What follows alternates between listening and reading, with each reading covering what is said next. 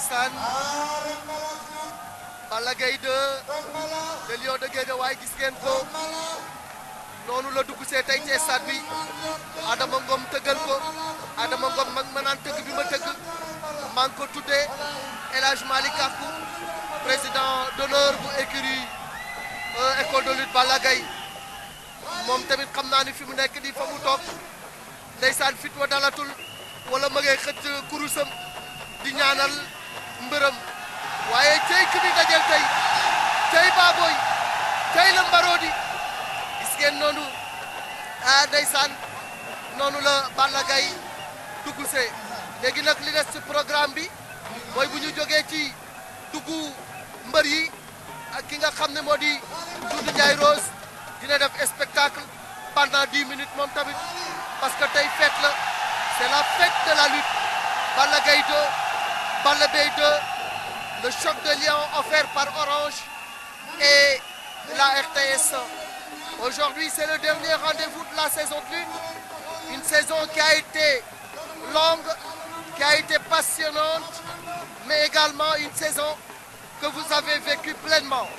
grâce à la magie de l'image, grâce également à la mobilisation de tout ton personnel, le personnel de la RTS. Un personnel qui s'est défoncé dans les 4 coins du Sénégal pour vous rendre compte fidèlement des événements de lutte, des événements sportifs, disons. Ça n'a pas été facile, mais grâce à la détermination des uns et des autres, grâce également à l'esprit d'équipe, à l'esprit d'entreprise, grâce aux capacités managériales de notre directeur général, M. Babacar Diagne,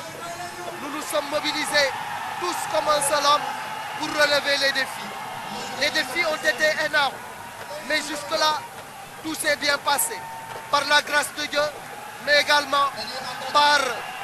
la vision éclairée du directeur général, un homme pondéré, un homme averti, un homme professionnel jusqu'aux ongles, qui sait où il va et avec quels moyens, mais également qui sait mettre en confiance son personnel. Ce personnel, justement, s'est défoncé pour vous rendre service, parce que le public est notre raison d'être et nous faisons tout ce qui est à notre pouvoir pour rendre justement la monnaie de la pièce, pour faire en sorte que ce public-là soit satisfait du travail que nous abattons au quotidien. Et il y a eu la Coupe du Monde, il y a eu la Coupe des Confédérations, il y a eu la Champions League, il y a eu la Ligue des Champions. Vous avez suivi le judo, vous avez suivi la Coupe du Monde au niveau des filles, vous avez également suivi, pas plus tard qu'hier, la finale de la Ligue de football. Et tout ceci pour vous dire que nous sommes engagés sur plusieurs fronts, mais on s'est toujours battu avec professionnalisme, mais également avec dévouement et abnégation, mais aussi on est professionnel jusqu'aux ongles. C'est pour cela qu'on ne fait pas beaucoup de bruit, on fait simplement notre boulot. Et aujourd'hui,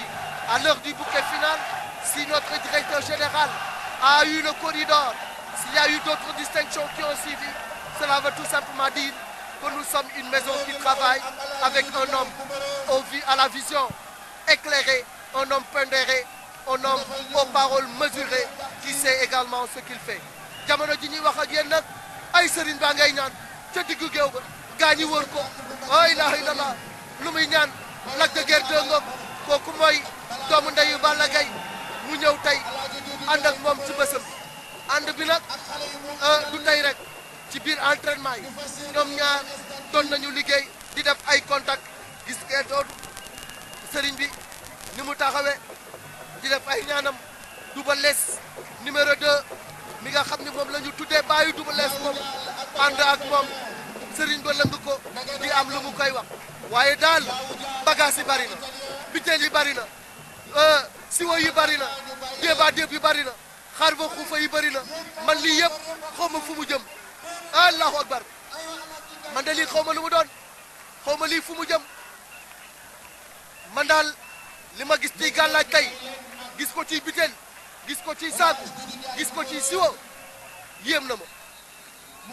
gis naa sax lu ñu gàtt lu weex tal xaw ma lu mu doon cey làmb ji lu ne dinañ ko fi gis ma dalal sama doyen El Hadj Assane Ndiaye rapidement moom tamit mu sànni ci ay kàddu ndaxte bis bi tey gis ngeen Gaston ngi noonu mi ngi dend ak le président du CNG muy le docteur Alioune Sarr moom tamit mu def liggéey bu am solo à la tête du comité. Balla Gaye 2 dugg si na Balla Gaye 2 dugg si na yeneen mbër yëpp dugg si nañu Garga Mbossé Super Étoile ñoom ñëpp dugg si nañu li nga xam ne daal moom ma wér te wóor moo di ni jamono ji ñuy wax ak yéen làmb ji fees na mbër yi dugg si nañu te ñëpp a ngi ñuy seetaan à travers le monde entier boo demee Arabie Saoudite monsieur Diop ak njabootam yëpp ñu ngi ñuy seetaan ak ñoom Awo Cheikh boo demee en France Ablaye Fofana Seck ma nga foofa moo tax dégguñu ko tey Samba Mangani tamit waaye tamit Ablaye Mbaye Peex dafa tukki moo tax gisuñu ko waaye fépp ci àdduna daal li ñu mën a jàpp moo di nu askan wi ñu ngi toog ci seen télévision di seetaan li nga xam ne tey mooy le grand rendez-vous balaa Ndour Ndiaye Rose jël ñu jox suñu papa El Hadj Assane